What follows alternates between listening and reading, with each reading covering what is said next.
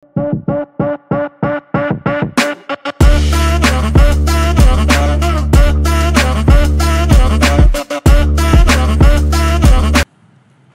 का lecture number 23 web design and development with HTML CSS। हमारे 22 lecture जो हैं कंप्लीट हो चुके हैं HTML और CSS पे।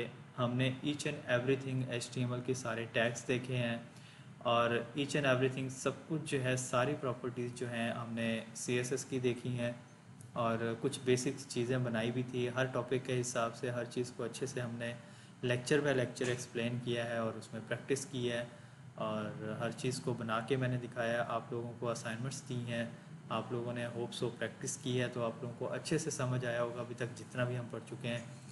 HTML CSS का एक टॉपिक रहता है लास्ट, ग्रिड सिस्टम।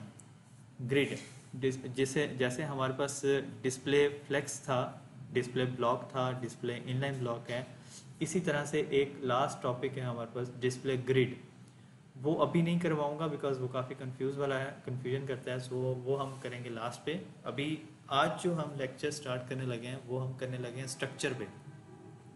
हमें HTML की सारे टैग्स का पता है, हमें CSS की सारी प्रॉपर्टीज़ का पता है, हमें बेसिक ये भी पता है कि हम छोटे मोटे अगर बॉक्सेस वगैरह बनाएं और चीज़ें वगैरह सेट करें तो कैसे कर सकते हैं। मार्जिन का पता है, ऐसा पैडिंग का पता है, ट्रांसफॉर्म का पता है, टेक्स्ट फॉर्मेटिंग के सारे टैग्स का पता है।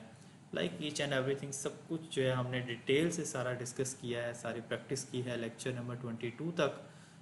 सबके सब लेक्चर्स में अच्छे से प्रैक्टिस किया है। सो आज के लेक्चर में हमने समझना है स्ट्रक्चर को। तो सबसे पहले मैं कुछ ग्राफिकली चीज़ें दिखा के आप लोगों को स्ट्रक्चर समझाने की कोशिश करूँगा, फिर जो है हम उस स्ट्रक्चर पे काम करना शुरू कर देंगे। सो मैं यहाँ पर एक फिग्मा डिज़ाइन जो है वो ओपन कर लूँगा, लाइक दिस फिग्मा डिज़ाइन ये मैं एक फिग्मा डिज़ाइन ओपन करता हूँ। फिग्मा क्या है ये भी मैं एक्सप्लेन करता हूँ, PST क्या होती है, XT फाइल क्या होती है, एक इमेज से हमें देख के उसको वेबसाइट में कन्वर्ट कैसे करते हैं, ईच एंड एवरीथिंग सब कुछ जो है वो यहाँ पर मैं एक्सप्लेन करूँगा। सो यहाँ पे आते हैं, हमारे पास ये एक टेम्पलेट है, ठीक है। इसको अगर मैं यहाँ पे ओपन करके देखूँ तो थोड़ा सा मैं जूम करके दिखा देता हूँ। यहाँ पे देखें एक जो है हीरो सेक्शन हमारे पास यहाँ पर बना हुआ है, ठीक है। हीरो सेक्शन है। अब ये एक सेक्शन है, अगर इस वाले सेक्शन को अगर समझें आप तो ये एक सेक्शन है, ठीक है।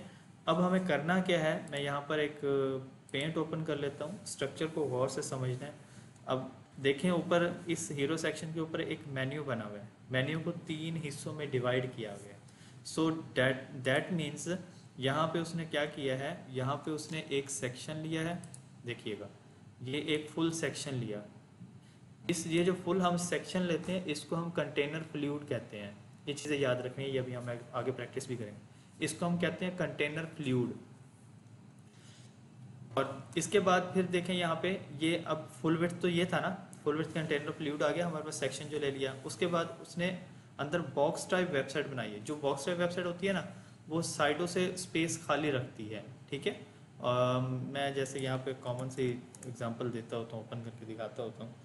और एक मैं और यहाँ पे ओपन कर लेता हूँ, 2 वेबसाइट्स में ओपन कर रहा हूँ। देखें यहाँ पे मैंने ओपन किया है, इसको बड़ी से बड़ी स्क्रीन पे लेके जाएंगे ना, ये जितना इसका साइज है इतना ही रहेगा। लाइक ये इस तरह से बॉक्स टाइप है। देखिए लेफ्ट और राइट साइड से टोटल की टोटल स्पेस छोड़ती जा रही है वो, ठीक है। तो इसको हम कहते हैं बॉक्स टाइप वेबसाइट होती है ये। आप छोटी स्क्रीन पे लेके आएंगे तो फिर तो ये अपने हिसाब से मोबाइल के हिसाब से एडजस्टमेंट कर लेती है, बट अगर बड़ी स्क्रीन पे लेके जाएं तो ये इस तरह से कुछ शो होती है, बिकॉज बॉक्स टाइप वेबसाइट है। सो कुछ जो हैं वो यूज़र्स बॉक्स टाइप वेबसाइट को अच्छा पसंद करते हैं, लाइक करते हैं, और कुछ जो है इसको फुल विड्थ को पसंद करते हैं। सो ये हमारे पास बॉक्स टाइप थी। ये एक वेबसाइट यहाँ पर मैं ओपन कर रहा हूँ, ये हमारे पास क्या होती है, ये हमारे पास फुल विड्थ वेबसाइट है। फुल विड्थ वेबसाइट क्या काम करती है, लाइक कि उसको आप जितना मर्जी बड़ी स्क्रीन पे ले जाएं या छोटी स्क्रीन पे ले जाएं, वो उसका लेआउट जो था उसका सेम एज वही का वही रहेगा, चेंज नहीं होगा, ठीक है। तो होप सो ये जल्दी लोड हो जाए। लाइक यहाँ पे देखें तो ये बिल्कुल जो है फुल विड्थ है। इसको जूम इन कर रहा हूँ, ये देखें मैं 25% पे चला गया, ये 25% पे जूम आउट किया है मैंने, ठीक है। और इस वाले वेबसाइट को 25% पे लेके जाते हैं, ये देखें ये 25% पे देखें कुछ इस तरह से लग रही है। और ये 25% की स्टील वहीं के वहीं खड़ी है। इसको वापसी 100% पे लेके आता हूँ, ये देखें ये 100% पे वापसी आ गई है, वहीं पे वहीं रुकी हुई है। इसको वापस 100% पे लेके आते हैं, देखें यहाँ पे आ गई है। सो दोनों में ये डिफरेंस होता है। कुछ लोग जो है वो पसंद करते हैं बॉक्स टाइप वेबसाइट को, कुछ लोग जो है वो पसंद करते हैं फुल विड्थ को। सो हम यहाँ पर वही डिस्कस कर रहे थे, जो वेबसाइट्स फुल विड्थ बनी होती हैं वो कंटेनर फ्लूइड में बनी होती हैं, ठीक है। ये चीज़ें याद रखनी है, ये मैं नाम वही याद करवा रहा हूँ यहाँ पे, वही नाम ले रहा हूँ जो हमने आगे प्रोग्रामिंग में यूज़ करने हैं। तो ये हमारे पास एक कंटेनर फ्लूइड है। फिर उसने क्या किया, फिर उसने इसके अंदर एक कंटेनर लिया, ठीक है। अब यहाँ पर देखें, गौर करें तो यहाँ पे ये एक कंटेनर यहाँ से लेके यहाँ तक एक कंटेनर ले लिया उसने, ठीक है। कंटेनर लेने के बाद उसने क्या किया है, 3 कॉलम लिए हैं, 3 कॉलम डिवाइड किए उसने। एक ये इस कंटेनर वाले के, इस ये जो कंटेनर हमने लिया है इस कंटेनर के अंदर एक रो ले ली उसने, यहाँ से यहाँ तक ये कंप्लीट एक रो ले ली है। फिर इस रो में उसने 3 कॉलम लिए, एक कॉलम आ गया यहाँ पर, दूसरा कॉलम उसने लिया यहाँ पर, और तीसरा कॉलम लिया उसने यहाँ पर। मेरी विड्थ हाइट थोड़ी चेंज हो सकती है लेकिन कोशिश करिएगा समझने की, जिस स्ट्रक्चर समझाने की कोशिश करूँ। ये देखिए, पहले उसने लिया एक कंटेनर फ्लूइड, फिर उसने कंटेनर के अंदर उसने रो ली, रो के अंदर 3 कॉलम लिए। पहले वाले कॉलम के अंदर उसने रख दिया लोगो, जैसे उसने यहाँ पर रखा हुआ, ये देखिए लोगो है, फिर मेन्यू, फिर बटन। फिर इस वाले में रख दिया मेन्यू सेंटर वाले में, और इसमें आके एक बटन रख दिया। तो ये कंप्लीट एक स्ट्रक्चर कुछ इस तरह से जाके आपका जो है हेडर का कंप्लीट हुआ है, ठीक है। सो मैं इसी तरह कुछ थोड़ा समझाने की कोशिश करता हूँ, होप्स आप लोगों को जो है क्लियरली समझ आ जाए।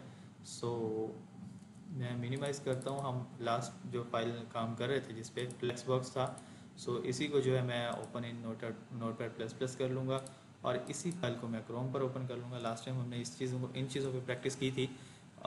ये अपडेट पूछ रहा है तो करना तो कर लीजिएगा, मैं अभी नहीं कर रहा हूँ। सो ओके, सो यहाँ पर हमारे पास कुछ क्लासेस जो हैं बनी हुई हैं पहले से, तो मैं टाइम बचाऊंगा, टाइम वेस्ट नहीं करूँगा। सो आप लोगों ने भी ऐसे करना कि ये चीज़ें डिलीट नहीं करनी जो आपने लिख ली हैं। अगर बार बार लिख लेंगे तो वैसे ज़्यादा अच्छा है, आपकी प्रैक्टिस हो जाएगी। अगर नहीं भी लिखेंगे तो इशू नहीं है, चल जाएगा। सो ये 12 के 12 कॉलम्स हमारे पास डिवाइड हुए हुए हैं। लास्ट टाइम किसी के असाइनमेंट में मैंने देखा था कि उन्होंने जो है कॉल्स को डिस्प्ले ब्लॉक किया हुआ था, तो इनको सबको डिस्प्ले इनलाइन ब्लॉक रखते हैं, सिर्फ कॉल 12 को ब्लॉक रखते होते हैं। तो ये प्लीज़ आप लोग जो जिसकी मिस्टेक है वो सेट कर लेगा। ओके, सो यहाँ पर हमारे पास ये मैं सारा कुछ बॉडी उड़ा रहा हूँ बिकॉज CSS मुझे चाहिए। CSS के मुझे कॉलम्स वगैरह डिवाइड हुए हैं, कॉलम्स की विड्थ वगैरह सेट हुई है, सब कुछ बना हुआ है, मुझे दोबारा बनाना पड़ेगा। तो ये मैं नहीं बना रहा हूँ, आप कोशिश करेंगे ये सारा कुछ जितना अभी 12 कॉलम्स का CSS है ये दोबारा लिख लीजिएगा। इनमें ऑर्डर्स का दोबारा लिख लीजिएगा। मैंने 6 ऑर्डर्स किए थे, तो मैं एक तो ऑर्डर्स पहले पूरे कर रहा हूँ इनके, बिकॉज ये मुझे क्लासेस आगे शायद ज़रूरत पड़े, तो इसलिए मैं अभी से ये सारी चीज़ें जो पहले बनाता हूँ, ठीक है। 6 है तो 7, उसके बाद इसको 8 कर देते हैं, इसको भी 8 कर देते हैं, 9, 10, 11,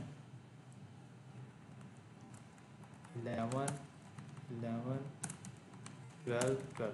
ओके, ये मैंने 12 कर दिए पूरे। बाकी इसके ऊपर भी अभी क्लासेस और बननी है, तो वो मैं साथ साथ जहाँ पे मुझे जैसी ज़रूरत बनेगी मैं करता जाऊँगा। ओके, सो यहाँ पे आते हैं। सबसे पहले मैंने लिया एक डिव। देखिए, डिपेंड करता है आप पे, आपने अगर डिव लेनी है तो डिव ले लें। सबसे ज़्यादा जो यूज़ होता है वो डिव ही होता है यूज़, ठीक है। आप अपनी मर्ज़ी से कुछ भी ले लें, सेक्शन ले लें या डिव ले लें, दोनों में से कोई भी ले सकते हैं। इसके अलावा ये ना हो कि आप पी का टैग लेके उसको आप कंटेनर फ्लूइड बना लो, तो पी पैराग्राफ के लिए जस्ट। ओके, सो यहाँ पर इसको आपने क्लास देनी है। स्ट्रक्चर को समझिएगा, जो स्ट्रक्चर मैं यहाँ पर अभी क्या नाम है इसका पेंट पे बना के आया था, पेंट मैंने क्लोज कर दिया था, जो बना के आया था सेम एज वही चीज़ मैं यहाँ पर समझाने की कोशिश कर रहा हूँ, ठीक है। तो यहाँ पे आएगा क्लास इक्वल, क्लास मैंने दे दी कंटेनर फ्लूइड की, ठीक है, कंटेनर -FLUID फ्लूइड। इसका मतलब होता है, अब ये कॉमन क्लास है, आगे भी काफ़ी जगह पे यूज़ होनी है। तो इसका जो CSS है, जैसे इन कॉलम्स का CSS चेंज नहीं हो सकता, इसका भी CSS चेंज नहीं हो सकता है, ठीक है। तो इसका भी CSS वही रहेगा जो हमने रखना है। उसके बाद आ जाते हैं इसके अंदर, यहाँ पे आके डिव, और इस वाले को मैं क्लास दूंगा कंटेनर की, ठीक है। अब कंटेनर की क्लास क्यों दे रहा हूँ, बिकॉज मुझे ये बॉक्स टाइप बनाना है ना, तो इसलिए that's why we are using two container. ठीक है, सो मैं यहाँ पे लूँगा कंटेनर। जब भी कंटेनर ले लिया, कंटेनर के बाद जब भी आपने काम करना है, हमेशा हमेशा पहले नंबर पे एक रो लेनी है, उसके बाद फिर बाकी उसके अंदर स्ट्रक्चर बनाना। तो इसको क्लास लेनी है आपने, और क्लास में आके आपने क्लास दे देनी है रो। ठीक है, अब इस रो के अंदर आपको डिसाइड करना है आपको कितने कॉलम चाहिए। अगर ये हेडर बना रहे हैं, देखें ये मेन्यू बना रहे हैं, तो मेन्यू में हमें 3 कॉलम चाहिए। अगर ये नीचे देखें तो एक साइड पे टेक्स्ट है, एक साइड पे ये इमेजेस हैं, तो 2 कॉलम चाहिए। नीचे जाते हैं तो देखें ये ऊपर ये कॉल 12 का लगा हुआ है जिसके अंदर ये हेडिंग है। ये नीचे 3 कॉलम आ रहे हैं, तो कॉल 3 3, ये कॉल 4 4 आएंगे। ये 2 कॉलम है रो में। ठीक है, ये 4 कॉलम रो में है, ये 2 कॉलम बने हुए हैं, ये 1 कॉलम बना हुआ है, ये 1 2 3 4 कॉलम ये बने हुए हैं, 1 2 3 4 कॉलम ये नीचे बने हुए हैं। तो ये सारा स्ट्रक्चर कुछ जो है उन्होंने इस तरीके से डिवाइड किया हुआ है। ठीक है, तो सेम एज हम भी इसी तरह से करते जाएंगे।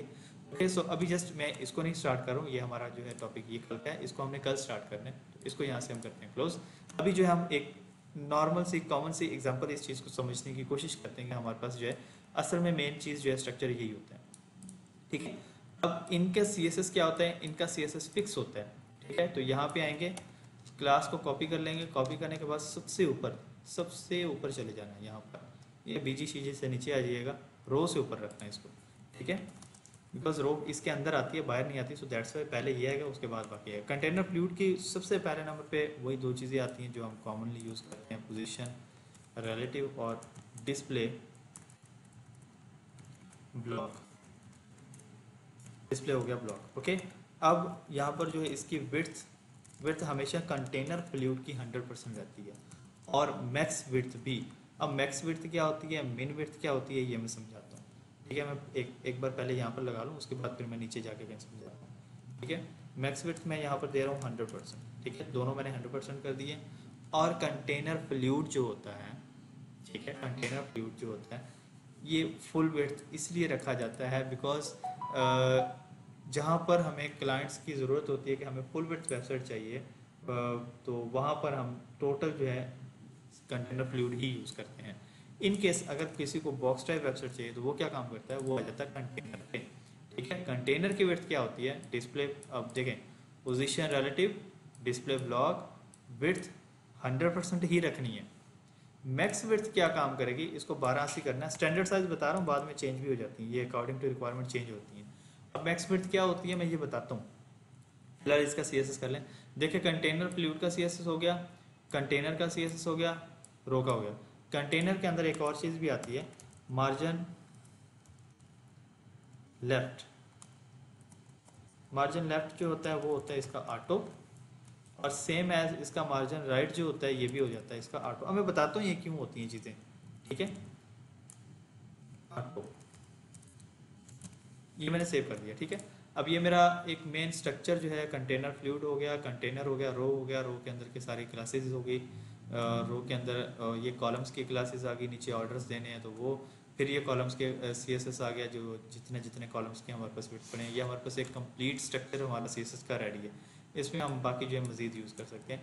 इसको हम सेव करते हैं, सेव करने के बाद जो है इसको मैं एक बार रिफ्रेश कर लेता हूँ। अभी तक देखें कुछ नहीं होगा बिकॉज हमने यहाँ पर कुछ लिखा नहीं, सिर्फ अभी स्ट्रक्चर बनाया। यहाँ पर मिस्टेक कर दी थी हमने, तो यहाँ पे आ जाएगा राइट।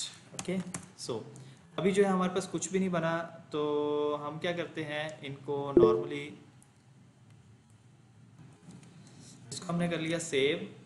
अब ये चीज़ें जो हैं, ये स्ट्रक्चर सिर्फ बताने का मकसद ये था कि ये चीज़ें बेसिक स्ट्रक्चर, अगर आपको एक नेक्स्ट और सेक्शन पे काम करना हो तो आप सेम एज यही स्ट्रक्चर अगेन बनाएंगे, फिर यही स्ट्रक्चर अगेन स्ट्रक्चर ये, फिर आपने डिसाइड करना है पहले वाले सेक्शन के अंदर कितने कॉलम चाहिए उतने कॉलम बना लो, फिर कॉलम कितने चाहिए बना लो, फिर कॉलम कितने चाहिए बना लो, फिर कॉलम कितने चाहिए बना लो, डिपेंड करता है आप।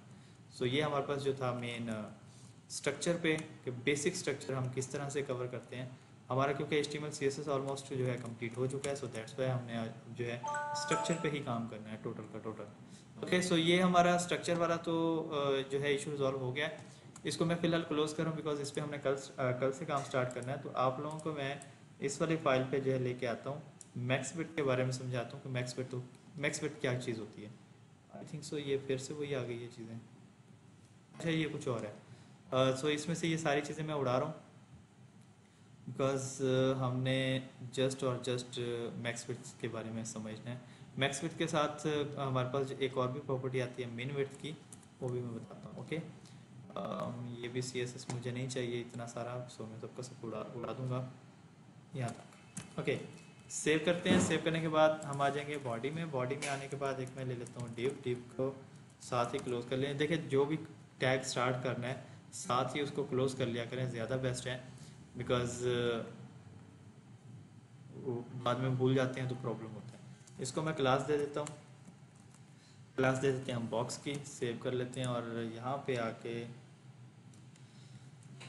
बॉक्स, और बॉक्स का हम CSS लिख लेंगे। ये मैंने बॉक्स का CSS लिख लिया है। ओके, अब इसको हम सेव करके इस वाली फाइल को ओपन करके देखते हैं हमारे पास क्या बनता है। इसका एक्चुअल साइज ये है। ओके गुड, एक्चुअल साइज है। अभी देखा जाए तो इसका एक्चुअल साइज में असल में ये चीज़ आ रही है। ओके, अब मैं इसकी परसेंटेज, इसकी जो विड्थ है इसको मैं परसेंटेज में देके दिखाता हूँ। देखिए 800 पिक्सल लिखा तो वो बॉक्स टाइप बनता गया। इसको मैंने 100% लिखा, रिफ्रेश करेंगे, देखें ये 100% हो गया। अब जितनी स्क्रीन होगी उतनी ही इसकी विड्थ होनी है। अब आता हूँ मैं यहाँ पर मैक्स विड्थ दे के दिखाता हूँ। मैंने यहाँ पे लिखा मैक्स विड्थ, मैक्स विड्थ लिख देता हूँ मैं यहाँ पर, और जैसे मैंने लिखा था 1280 पिक्सल स्टैंडर्ड साइज होता है, तो मैं ये लिखता हूँ। सेव करके इसको रिफ्रेश करके दिखाता हूँ। अब आप देखें इशू क्या हुआ है। मैंने तो 100% दी थी। मैक्स विड्थ का मतलब ये है कि मैक्सिमम विड्थ इसकी 1280 पिक्सल रहेगी, उससे ज़्यादा नहीं बढ़ेगी। मैक्सिमम विड्थ का मतलब क्या होता है कि उसकी विड्थ उससे ज़्यादा नहीं बढ़नी चाहिए है। अच्छा, अब मार्जिन लेफ्ट ऑटो क्या करता है, मार्जिन राइट ऑटो क्या करता है, ये एक फार्मूला होता है पोजीशन रिलेटिव के साथ और डिस्प्ले ब्लॉक के साथ, विड्थ और मैक्स विड्थ के साथ, इन चार प्रॉपर्टीज़ के साथ margin left auto, margin right auto क्या काम करता है दिखाता हूँ। यहाँ पे मैंने लिखा मार्जिन लेफ्ट ऑटो, ठीक है। फिर से मैंने लिखा यहाँ पर मार्जिन राइट ऑटो, ठीक है। जस्ट मैंने इसको सेव किया। ये एक फार्मूला है आपके पास किसी भी चीज़ को हॉरिजॉन्टली सेंटर में लाने का, ठीक है। पोजीशन रिलेटिव डिस्प्ले ब्लॉक के साथ या इनलाइन ब्लॉक के साथ और विड्थ और मैक्स विड्थ के साथ किसी भी चीज़ को लेफ्ट या राइट अलाइन से सेंटर अलाइन करना हो हॉरिजॉन्टल में, तो ऑटोमेटिकली वो सेंटर में ले आता है। तो इसका फार्मूला जो है असल में ये चीज़ बनाता है, ठीक है। होप्स यहाँ तक समझ आ गया होगा आपको। ओके, उसके बाद हम क्या करते हैं यहाँ पर, अब देखिए मैंने मैक्स विड्थ दी थी 1280, तो ये मैं जूम इन कर लूँ इसको या जूम आउट कर लूँ, ये 1280 से नीचे नहीं जाएगा, 1280 से ऊपर नहीं जाएगा, नीचे चला जाएगा। अब देखिए मैं दिखाता हूँ, ये देखिए 100% है। इसको मैं छोटी स्क्रीन पर लेके जा रहा हूँ, देखें ये देखिए 1280 पे है। जब ये छोटी स्क्रीन पे जाएगा ना, ये देखिए साथ के साथ अब छोटा होना शुरू हो गया, ये बिल्कुल छोटा हो गया। अब यहाँ पर मैं एक और लिख देता हूँ, मैं यहाँ पर लिखता हूँ मिन विड्थ।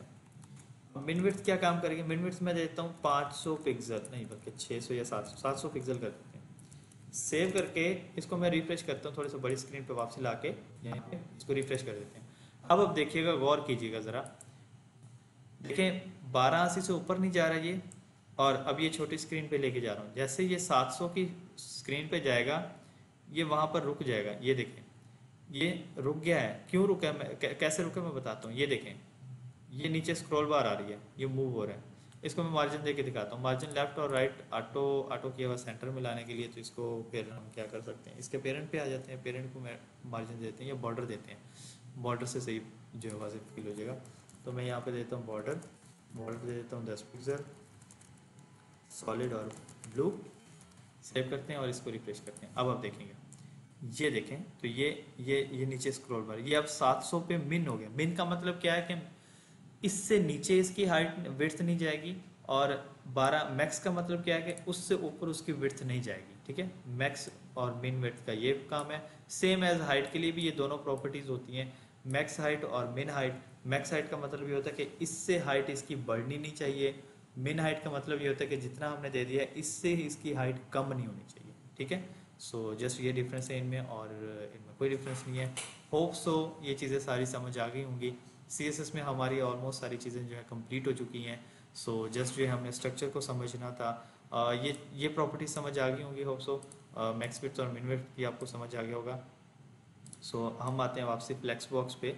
मैं इनको जो है एक बार बैकग्राउंड वगैरह देख के आपको चीज़ें क्लियर कर देता हूँ। देखें, कंटेनर फ्लूइड था, तो एक मैं वो बना लेता हूँ क्लास, बिकॉज अभी देखें ना इसके अंदर या तो कुछ लिखना पड़ेगा मुझे। कॉलम बना लेते हैं, कॉलम लेते हैं, यहाँ पे लेते हैं डिव, डिव को हम दे देते हैं क्लास।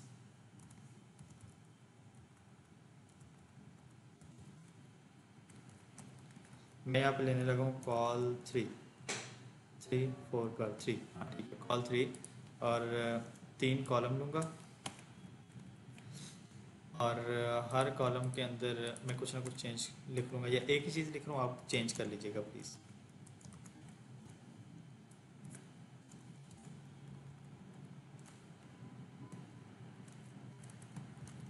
कॉल, ठीक है, ये मैंने सेव किया। सेव करने के बाद इसी फाइल को मैं ओपन कर रहा हूँ क्रोम, देखिएगा। अब आप देखें यहाँ पर तो आपके पास एक ये कॉल है, एक ये कॉल है, एक ये कॉल है। अब ये यहाँ से क्यों नहीं शुरू हुआ? क्योंकि ये कंटेनर के अंदर हमने लिया हुआ। अब मैं इनको बैकग्राउंड दे के सारी चीज़ें जो है क्लियर करता हूँ। इसको जो है BG रेड देते हैं, सेव करके चेक करते हैं। अब यहाँ पे देखें तो ये असल में हमारे पास कंटेनर फ्लूइड आ गया, ठीक है। कंटेनर को हम चेंज करते हैं यहाँ पर, मैं यहाँ पर BG ब्लू कर देता हूँ।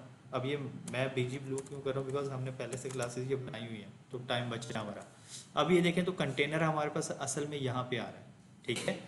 ओके, उसके बाद हम क्या आते हैं रो में, तो यहाँ पे अगर मैं BG पर्पल दे दूँ, सेव करके इसको रिफ्रेश करें, तो ये देखें ये रो है।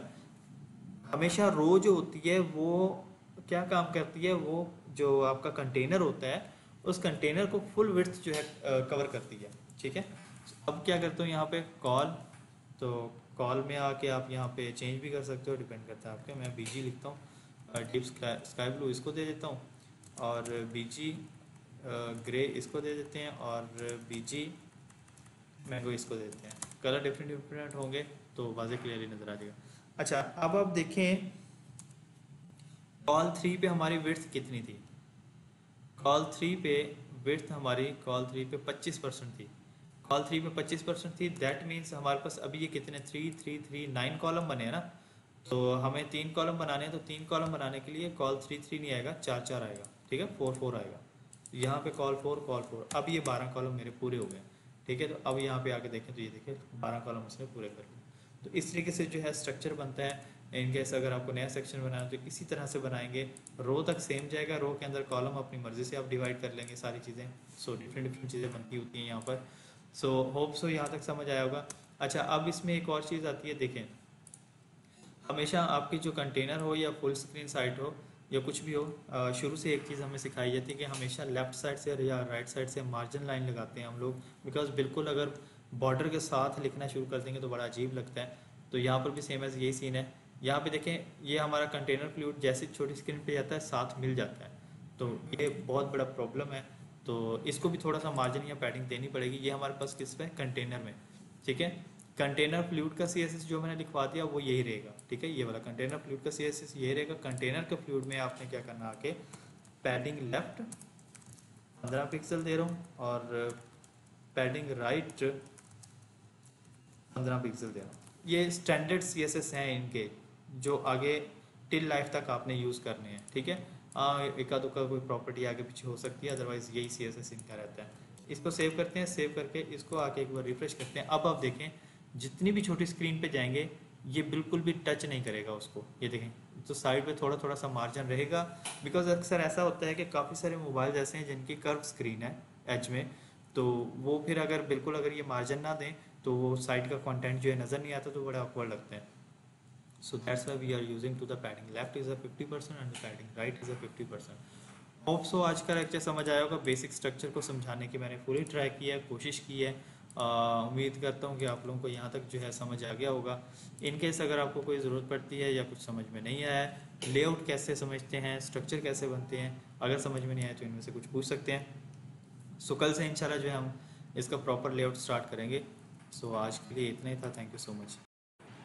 सो आज के लेक्चर की जो असाइनमेंट है वो ये है कि जो मैंने आज करवाया है, लाइक कंटेनर फ्लूइड के फिर अंदर जो है कंटेनर के अंदर रो के अंदर फिर मेरे कॉलम थे, लास्ट टाइम अगर आप लोगों ने असाइनमेंट बनाई थी मेरे ख्याल से लेक्चर नंबर 21 की, ठीक है, 21 में जब मैंने 3 असाइनमेंट्स दी थी। पहले मैं कॉल 111 था, फिर 222, 333, 444, 55 वाला, फिर दूसरी असाइनमेंट मैंने उसमें बताई थी कि अपोजिट थी, उसी असाइनमेंट का अपोजिट था। तीसरी असाइनमेंट मैंने कहा था मिक्स कॉलम्स को यूज़ करके आप लोगों ने रोज फिल करनी है। तो वही वाली असाइनमेंट आप लोगों ने रिपीट करनी है 23 लेक्चर के लिए। इसमें आपने क्या करना है, उसमें आप डायरेक्ट रो लेके उसके अंदर कॉलम कर रहे थे। इसमें आप क्या करोगे, इसमें आप जो है कंप्लीट एक स्ट्रक्चर जैसे बनता है, ऐसे जैसे मैंने ये बनाया है, इस तरह से स्ट्रक्चर बनाना है आपने कंप्लीट। पहले कंटेनर फ्लूइड लेना है, फिर कंटेनर लेना है, फिर उसके अंदर रो लेके, फिर उसके अंदर आप लोगों ने कॉलम्स वगैरह लिखने हैं। तो इस तरीके से आप लोगों ने जो है 12 रोज़ मेरे ख्याल से बनेंगी आपकी पहले से असाइनमेंट में, 12 दूसरी असाइनमेंट और 12 रोज़ ही तीसरी असाइनमेंट बनेगी। सो इसकी असाइनमेंट इतनी ही है। Thank you so much.